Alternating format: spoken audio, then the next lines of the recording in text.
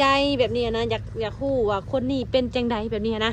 แต่ว่าเพิ่นว่าอยากได้ทางช่องทางติดต่อก็คือว่าทางสามุกก็คือว่าให้ได้เนาะโดยสิเข้ามาในรูปแบบใดหรือว่าชูสาวหรือว่าอ้ายหักอ้ายหยังก็แล้วแต่เนาะโดยสบายดีเด้อป้า บ่ได้เจอกันดนเนาะ แม่น เปลี่ยนแปลงไปหลายทุกคนเลย ซื้อสามุกเนี่ยเนาะ โดย อืมเป็นยังไงคือว่าเห็นแต่ดนมาบัดนี้บัดถ่ายคลิปถ่ายหยังบัดนี้ ลายหลบ ลายลบลาย บ่หลบอันบ่ได้หลบลายมันหลบเองแล้วมันเข้าสู่ระบบบ่ได้ โอ้ยลายก็ชาวเห็นเป็ดใจเนาะ โพดโพ คิดว่าออกมาถ่ายเปิดใจใหม่บ่แม่นเนาะ บ่ แต่คือทางสามุกนี่มีคนคุยแล้วบ่ มีอยู่ โดยแล้วบ่ได้นะสาเหตุที่ว่าบ่ได้คุยต่อก็คือเป็นย้อนลาย โดย อืม คลิปที่ไหนคลิปชี้แจงว่าตัวนี้ว่าใด หรือว่า ชี้แจง ออกมาชี้แจง โดย เรื่องการที่ว่าลายอันลบเอง โดย อืม สมมติว่าผู้บ่าวเห็นคลิปนี้อยากโอ้ลมนำได้ซะ ก็เอาลายใหม่แอดไลน์ใหม่ อยากได้ใหม่อยากได้ใหม่เนาะ โดย คือลายตัวเก่าน่ะมันใช้งานบ่ได้แล้ว แม่น มีตัวตนแล้วเนาะ โดย แต่ว่าตั้งมาแล้วที่ลายตัวนี้ โดย โอ้ก็ยังใครในชาแนลลงอกนะคะจะเอาลายอันใหม่ให้ได้เนาะ บางเทื่อหนมๆเพิ่นอันหน้าสิเสร็จไปหาทางลายเก่าอยู่ได้ไปใช้สามุกคือเงียบแท้สิว่านี่เนาะ โดย จักมือเลยมีปัญหากับทางไลน์เนี่ย 3 มื้อแล้ว 3 มือแล้ว โดย อืม 14คือสกินฮอนได้ฉันเนาะต่อมาบ่ได้ สามุกไปใส่ว่าซั่นเนาะ มีแม่นมี FC คนหนึ่งเนาะว่าแล้วก็ฮักก็คิดชวดเนาะมี FC คนหนึ่ง โดย แชทมาส่งรูปน้องมาแหละว่าติดตามสาวคนนี้ให้แน่เป็นหยังคือว่าเงียบไปเหรอเขาแชทมาเมื่อวานนี่แหละ โดย วันนี้เราก็ใส่มาหามันก็เลยไปเห็นน้องถ่ายคลิปนะ โดย ก็คือไล่ลบ โดย บ่แม่นลบลายเนาะ โดย ปีนคำเด้อลายลบก็อยากมาแบบอยากมาบอกอันเพื่อนว่า อันย่าเพื่อนว่าคิดว่าน้องอันมีผู้บ่าวแบบนี้นะ ม แล้วลบไล่บ่แบบนี้นะ อืม ก็จริงกับบ่แมนมันเข้าสู่ระบบบ่ได้ลายตัวนั้นมันใช้งานบ่ได้แล้ว มีคือกันได้เห็นหลายคนอะไรแบบนี้นะ เดี๋ยวนี้นะแบบว่าบางเถื่อเฮาตั้งลายใหม่ลบเอง ลบเองดินเอาเอง แม่น มืดเวอร์ชันเหมือนกันเนาะ แม่น เวอร์ชัเก่า หรือว่าเจ้าบ่ได้อัปเดตบ่ จักเด้ ลาย แล้วก็ เนาะ สิมาตั้งลายว่างั้นนี่แหละว่าอัดคลิปนี่แหละ ว่าจะ แม่ เป็น น ลายเป็นเฟซยังไงล่ะแต่ต้องเข้าไปตร อั ว ป จ เด สอ ต บ แม่นตรวจสอบ ก็ต้องอัปเดตคำว่าอัปเดตมันสิเด้งออกเลยตัวนะ แม่นเพราะว่าหลายคนได้แบบเขาเจ้าตั้งลายมาแบบช่วงนี้หั้นนะก็คือว่ามันสิลบออกเอง โดย คันคือได้หลายปีก่อนนี่สิบ่เป็นหยัง วอร์ชัเก่าเนาะ แม่น นะ บางเถื่อก็เข้ายากได้ลายนะ แม่น คันเขาตั้งตลอดยังเข้ายากนะ รอบนี้ก็ต้องรอบคอบเช็คอินตลอด แม่น เช็คเบิ่งเขาจะโหลดใช่ก็โหลดไลน์นี่ในโมบายเฟซโตดี เฟซสโตร์ เฟซโตกันบอก โดย จะต้องไปเช็คเบิ่งเดือนหนึ่งเทื่อหนึ่ง โดย เช็คเบิ่ง แม่น มันจะขึ้นมาให้อัปเดตถ้าบ่อัปเดตของกับป้าไปเลย โดย คือตัวซับให้แหละถ้าเฮาบ่อัปเดตเครื่องกับมันจะเป็นเวอร์ชันเก่า แม่ ถ้าน อัปเดต แม่น กับเป็นเวอร์ชันใหม่ไปเลย แม่น ชี้แจงให้ชัดเจนมื้อนี้เนาะ โดย ยันบอกถ่ายคลิปเป็นโฉดอีกบ่สินะ ก็คือสาเหตุที่เพิ่นออกมาในมื้อนี้ก็คือ4เจนกันลายเพิ่นเนาะก็บ่ติเด้เนาะ โดย เฮาก็แบบบางคนยังคิดแนวบ่ดีใส่เฮาเนาะ โดย บางเทื่ออาจสิโอ้ยลมกันอยู่ดีๆบัดไปใส่สิว่านี่เนาะ แม่ ไปเนาะ เออคือเงียบแบบนี้หั้นนะ แสดงว่าตั้งแต่ไล่หลบไปบ่ได้คุยกับผู้ใดเลย โดย อืม ก็เลยออกมาให้ FC นำฮู้ก็คือถ้าอยากได้อยากล้มอีกก็คือต้องเอาไลน์ใหม่เนาะ โดย อ๋อสมมุติว่าคือทาง FC ใหม่ได้ซะบัดเห็นพ่อสาวหมกแบบนี้เห็นนะสิแจกให้เพิ่นได้บ่ซะโอ้ก็ยังใครอยู่เนาะ ยันว่าให้แจกได้กับงาน คนเก่าเนาะ สมมุติว่า FC ใหม่ของทางเฮามาถ่ายซาวหมกก็ถือว่ารายเดือนเลยเนาะที่ว่าถ่ายเพิ่นเนาะแต่ในมื้อนี้ก็มีโอกาสก็ได้ถ่ายมาชี้แจงอีกเทื่อนึงบางคนเพิ่น FC ใหม่ได้เพิ่นป้าซาวหมกคือมาถึกใจข่อยแท้แบบซี่หั่นนะ อยากรู้จักเนาะ อยากฮู้จักแบบอยากให้กำลังใจแบบนี้นะอยากฮู้ว่าคนนี้เป็นจังใดแบบนี้นะแต่ว่าเพิ่นว่าอยากได้ทางช่องทางติดต่อก็คือว่าทางสามุกก็คือว่าให้ได้เนาะ โดย สิเข้ามาในรูปแบบใดหรือว่าชูสาวหรือว่าอ้ายหักอ้ายหยังก็แล้วแต่เนาะ โดย ก็คือว่ายินดีให้ก็ใครแน่เนาะ อืม แต่ก็นี่ก็คือสิหายอุกใจแล้วเนาะ โดย แน่นอนสำหรับคนที่ติดตามเจ้าตัวนี้กับเพิ่นก็ต้องเอาเฟซอะไรใหม่อยู่แล้ว แม่น โดย อืม บางคนเพิ่นก็สิลงใจคือกันได้บางโอ้ยเนาะก็เดียวว่าเป็นอีสังว่าสิว่าเลยเนาะ ที่เจ้ายังออกมาชี้แจงให้เพิ่นทางฮู้เนาะ โดย ถ้าเงียบไปเลยเพิ่นจะมองในแง่ลบได้ในแง่บ่ดีพุ่นได้ โดย ถ้าบอกมาชี้แจงเลย เดี๋ยวสิว่าสามุกเป็นนั่นนั่นนี่เนาะแต่ความจริงก็คือบ่แม่นเด้อเนาะทางเพิ่นน่ะหลบลายลายหลบเนาะ มีค บ่ น หย พิ อก เศษอยู่ในหันมาจักบ่มีบ่ บ่ มีเศษเสียทุกคนเลยเนาะคนที่ทักเข้ามา แม่น ทักเข้ามาในฐานะดีคือสิพิเศษแหละ แม่น ถ้าบ่ได้ทักเข้ามาในแบบรูปแบบบ่ดีก็หายเนาะ เศษเด้เศษอันน่ะเศษใจ น่ะเศษใจอันน่ะ ยังบ่ได้แบบคบหาเป็นแฟนกันบ่สมุก ก็แบบยังเบิ่งใจกันอยู่ อื ประมาณ50หรือ60เนาะเปอร์เซ็นต์ ก็ถือว่าคนเฮาเนาะคือการที่เฮาคุยกับไผก็ตามแบบเขาเอาดีนำเฮาก็มีความรู้สึกดีเนาะ โดย กับการที่ว่าเขาเจ้าเคยถามแบบเศร้าแรงนำเฮาแบบนี้นะเฮ็ดหยังอยู่หยังแบบนี้หั่นน่ะเนาะมีความห่วงใยแบบนี้นะในการที่เฮาบ่มีสิมันก็เงาง้อยแบบนึงเลยเนาะ โดย คนพิเศษก็ถือว่าในไลน์ก็อยู่ก็โอเคเด้เนาะคันขาดไม่ลายมือหนึ่งก็สิตกใจกัน แบบเสร็จนั่นกันทุกมื้อเลยนะ 3 คน 3คนแม่นบ่ อืม แบบสนิทสนมแม่นบ่แบบคุยกันทุกมื้อแม่นบ่ โดย แต่ยังบ่ได้ถึงขั้นว่าตกลงมาสู่เป็นแฟนเนาะ ยัง อันนี้คือสไตล์คันสมมุติว่าคือว่าพิเศษใน3คนนี่นะแล้วก็เอาไม่เพลงว่าสิเลือกไผว่าแบบนี้ ต้อง นะ เบิ่งแม่น บ่ บ่ ยังเบิ่งใจอยู่ อันดีนั่นแหละก็คือความหมายสิเลือกไผตัวนี้นะสามุกนี่คมเลือก ว่าใน3คนนี้ไผสิตรงเป๊ะนะเป๊ะเพิ่นนะ โอ้ยก็โยกไปแล้วเนาะ แน่นอนเขาต้องเลือกเนาะการที่เขาจะได้มาเป็นคู่ชีวิต แต่ว่าคือมาถ่ายสามุกมื้อนี้ก็วิวดีนะสาวเตาถ่าน นี่แหละว่าถ่ายกองเครื่อง คือยามหนาวนี่อาศัยข่าวเตาเลยเนาะ โดยก็ถือว่าลาย FG หนาสีคู่แล้วเนาะวันนี้เนาะวชิรัตน์เนาะอืม โดยคันว่าเพิ่นแบบมีหนุ่มๆเห็นคลิปแบบโคตรอายุเท่าได้จังสิแบบมีสิทธิ์จีบจ้ะนะอายุ 30ขึ้นไปแหละ 30ไปนะ โดย บ่เปลี่ยนบ่แบ่ง โดย ขึ้นไปฮอดใช้ฮอด90 90เสียมาเฮ็ดหยังเนาะคือสภาพว่า บางคนก็หาวหันคือยัง ว่าหยอกคนเฮากะจองมาเฮาก็เป็นคนชาวไร่ชาวนาเนาะอย่างจริงเฮาก็เอามาประมาณสูงสุดก็60นั่นแหละ แม่ เนาะบางเทื่อ60 50 60เนี่ยสิเอาเกินหลายก็โยเนาะ บ่สหายชนะแล้วมันบ่เข้าน้ำ แล้ว ได้จัก100ปีนี้ บ่ฮอดร้อย 99 บ่ฮ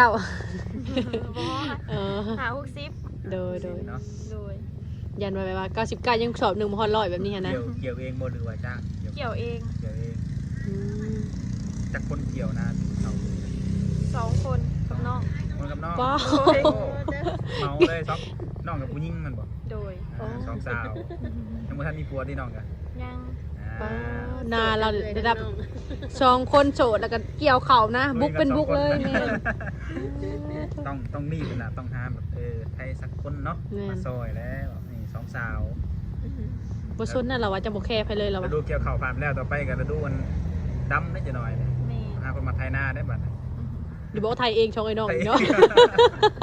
ลุยเอง เนาะคือบ่โหดแท้สิว่านี่เนาะสาวหมูกับน้องนี่โหดอะไรเนาะไทยเองดำเองเกี่ยวเองอีกว่าซั่นเฮ็ดทุกอย่างเลยนะเราว่า โดยแล้วเขาแล้วน้ำบ่ได้วางแผนสิไปทางไหนบ่ ยัง อืม อย่าละบ่ลงไทย ยังคิดอยู่ คิดอยู่เนาะ ประมาณ50%ในใจเพิ่นนะเนาะสิไปบ่หรือบ่ไปแบบสินะ คิดหน่อยคิดใหญ่ อย่าเว้าว่าบ่ได้ได้บางเทื่อได้ไลน์ผู้คนเก่าทักมาหาเพิ่นว่าแล่นจวดไปเลย คนที่ถึกใจเขาแล้วเพิ่นยังอยู่ แต่เดียวแต่เขามัน ก็ได้เห็นยังอยู่เมื่อนนี่แหละ อย่าแล้วไปขายเกลือบอลเคยขายนะ อย่าแล้ว อย่าแล้วบ่ โดย อ้าวเป็นยังคืออย่างสาเหตุอะไร อ๋อช่วงนี้มันคล้ายเกี่ยวกับคอยลี่ โอ้อืม มันหนาวเนาะไปกับจากออกเงินเนาะ เกี่ยวกันใช่บ่บ่สิล่ะ ไปกันได้เข้าบอลแล้วก็ย่านจากติ้งมาได้ ชื่อเฮาคือเขาคือเฮาคือไปตลอดได้อจ้ะ เป็นนาทีเขาเนาะ โอ้ ถ้าเขาไป FC ก็เงียบกับคนก็ตามหาอีกเลย แม่น ขนาดสมุกเงียบก็ตั้งแต่ได้คนเสร็จมาถามเลยนะ อืม ว่าย้อนสาเหตุยังนะ ยันว่าจะชอเงียบเข้าบ่ชนเลยเขาจะบ่ชนเลย ต่างกับซามุกด้วยจ้ะเนาะ เป็นก่อนเพิ่นรู้จักสมุกรู้จักน้ำเท่าแล้วเนาะ แม่น คือในฐานะตอนนี้กับในหัวใจยังเป็นโสดอยู่มันบอกกันอยู่ในระหว่างแบบศึกษาบ่งใจเนาะ โดย ยังบ่ได้ถึงขั้นว่าสิแบบคบหากันแบบเปิดเผยเนาะ ยัง กล้าว่าดนบ่ ก็ประมาณใช้เวลาเรื่องเติบ ดนเติมบ่ อย่าบอกนะปีหนึ่ง บ่ฮอด กับโบปานนั้นเนาะ โดย จังกัน10 ปีแล้วจังไดกันนะ แม่น ถ้ากูเขาดาวไว้เลยแห้งหนาวจังได๋ แม่นอยู่ มีขอดงเขาดาว ได้กองเฟืองในบ่ใช่หรอ มีมาเขานำด้วยเด็กสวน ยั เจ้าง เขาพุ่น ยังบ่มี ยังบ่มีบ่ โดย ให้เพิ่นมาหาเดืออยากไปหาเพิ่น อันนี้ยังบ่แน่ใจ ยังบ่แน่ใจ ในใจก็อยากไปหาอยู่เนาะ หาเผื่อไว้เนาะเผื่อมีหนุ่มแบบมาแบบเขาดาวอยู่ลาวเฮาเนาะ โดย บางคนเขาจะกับบูฮูได้แบบยังเขาดาวใช่ไหมว่าคือเฮานี่บ่มีทางไปนี่ขับมาแต่เขามุ่งรถบ่ชนเลยเนาะ แต่ว่าคนที่จะลบทุกมื้อนี่เป็นคนทางไหนแต่ละคน ไทย ไทยเบิดเลยบ่ โดย อืม บ่ลาวคนนี้บ่เลียวแลเนี่ยบ่ บ่มีบ่ได้แซดมา อ๋อ เพิ่นบ่แชทมาหรือว่าเจ้าบ่ตอบแชทบ่ เพิ่นบ่แซดมา แชทมา อืม สลายมีแต่บ่าวไทยแชทมา โดย แต่ว่าช่วงนี้ก็คือหนุ่มลาวเฮากันหลายพอสมควรเด้ บ่าวลาวเริ่มระบาดแล้วตอนนี้ แม่นป้าทางใดก็สนั่นอยู่บางเทื่อบางคนโทรมาเมาเหล้าก็มีถามชาวเมย12โมง FC ชาวเมยมีแต่รุ่น ลาวเฮามีแต่ประมาณนี้แล้วเนาะ แม่นเมาเหล้า12โมงโทรหาสาวโสดเด้โอ้ยชาวเมยก็หับ ถ้า บ่ ผู้ ไหว บ่าวลาวสูงวัยอายุ50 60มาจีบเจ้านี่ก็สิล้มได้บ่ ลมได้ อืม บ่าวลาวเลย โดย ล้มได้เนาะ โดย ลมได้พาไปไทยนา บ่าวลาวเฮามันมีแบบอาชีพไทยได้แล้วเนาะหลักๆ แม่ เนาะ นแม่น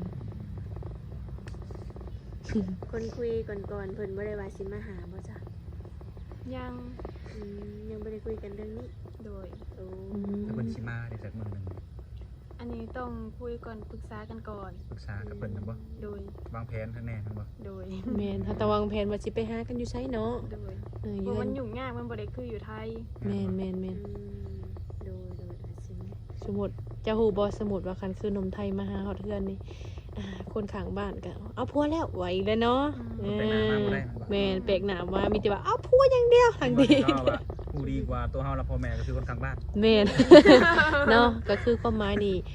บางเถื่อเฮาอาจสิมาหลินมาเที่ยวเฮาต้องนัดกันไปหลินบนใดบนหนึ่งเนาะ โดย ไกลๆจากคนข้างบ้านเนาะ แม่นเพราะว่าไปนัดหลินบนเพิ่นบ่เคยไปหลินเที่ยวนั่นเที่ยวนี่แบบสิเนาะ โดย แล้วมันก็สิมีความสุขกว่าได้ โดย บ่เป็นประสบการณ์ของข่อยความหมายคือข่อยว่าความจริงได้ถือว่าถ้าเฮามีโอกาสก็จังหันพามาหากันพบพี่น้องพ่อแม่เฮาหาพี่น้องแบบสิหั่นนะ แปลว่าให้แบบชัดเจนบ่จะกล้าพามา แม่น สถานะชัดเจนเนาะ นั่นแหละความหมายนะแม่นั่นแหละความหมายนะเฮาต้องคบกันไปทางอื่นก่อนนะเพื่อให้ความชัดเจนจังมาหาพี่น้อง พ่อแม่อยู่เฮือนหั่นนะ แม่น เรื่องแบบนี้ต้องให้เป็นของหน้าที่ของสมุกนะครับหนุ่มคนนั้นเนาะ แม่ เป็นคนไหนก็แล้วแต่ โดย แต่ต้องตัดสินใจกันเองนะ โดย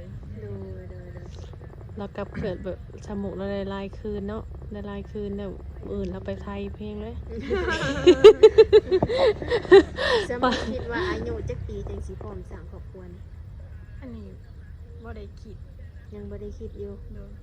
ก็คือว่าเจ้าก็เคยมีประสบการณ์มาก่อนเป็นบ่ แม่น คนก็มีลูกคนหนึ่งเนาะ อ๋อ แต่กันแบบทาว่าคุยทาให้เดาแบบคุยแบบถือคอกันคือชีพร้อมเลย แม่น ถ้าฮาสิบอกว่าอายุข่อยเท่านั้นเท่านี้สังทีมีครอบครัวอีกเฮาก็บ่สามารถเว้าได้เนาะ ตัวนี้เท่าไหร่ก็ตัวนี้นะ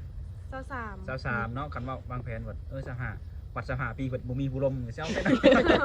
แม่นซองมานี่จิเขาบอกว่าเจ้าหาบางทีเขาเอาก่อนเจ้าหาก็มีเด้เอาซะเขาดาวนี่เอาตอนช่วงเขาดาวเด้ อันนี้แหละแต่คน อัน คุ นี้ ย เดี๋ย กั วน เอา เนาะ ผู้อื่นไม่ใช่ผู้ แม่นนั่นแหละความหมายเนาะ เลย มันก็ยังเว้าบ่ได้แบบนี้หันนะ นี่แหละเนื้อคู่เฮาสิกำหนดบ่ได้ดอกว่าสิเป็นหนุ่มทั้งใดอายุเท่าใดจังสิพร้อมนี่ก็มันกำหนดบ่ได้อยู่แล้วเลยเนาะ โดย เวลาเท่านั้นที่กำหนดเราได้ โดย คุยกันแล้วตัวใจความเมาก็คือเอารถ โดย ก็คือเอาเนี่ยเอาเพิ่นมาอยู่นำแม่นบ่หรือว่าได้ อันนี้ต้องปรึกษากันใหม่ ปรึกษากับเพิ่นบ่รู้ปรึกษากับแม่ ปรึกษากับเพิ่น ปรึกษากับเพิ่นว่าเพิ่นสิมาได้หรือมาบ่ได้แม่นบ่ แม่น แม่นแล้วเฮา ลมตัวนี้ก็คือเป็นหนุ่มไทยเนาะ แม่นเพราะว่าคนเฮาสิอยู่นํกันเฮาก็ต้องสองคนปรึกษากันเนาะ โดย ว่าเฮาสิเลือกอยู่จังใดแบบนี้หั้นนะ ต้องตกลงกันให้ได้ทั้งสองฝ่าย แม่น บ่แม่นว่าเอากันแล้วจะมาบางแผนทีหลังห้วยสิเข้ากันบ่ได้ได้บัดนี้เนาะ แม่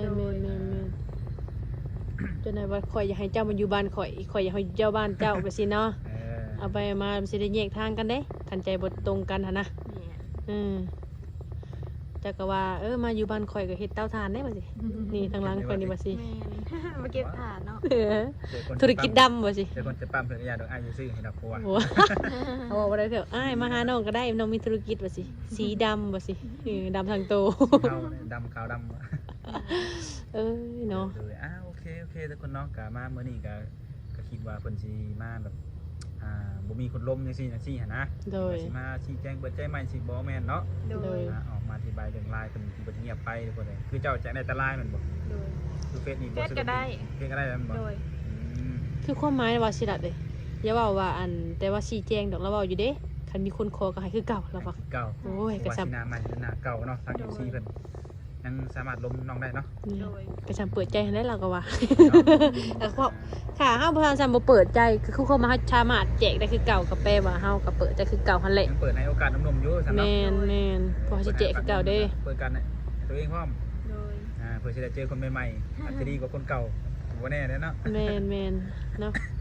แห่งบอกแห่งขำทุกคนเนาะก็ โดย ขอโตโจ๊ะคลิปไว้ก่อนทุกคนถ้ามีข่าวสารยังต่างๆ ในเมื่อหนังกับสิมาอัปเดตให้ใหม่เนาะ โดย สำหรับวันนี้ก็แสดงขอตัวกับก่อนเด้อ โด สบายดี ยสบายดี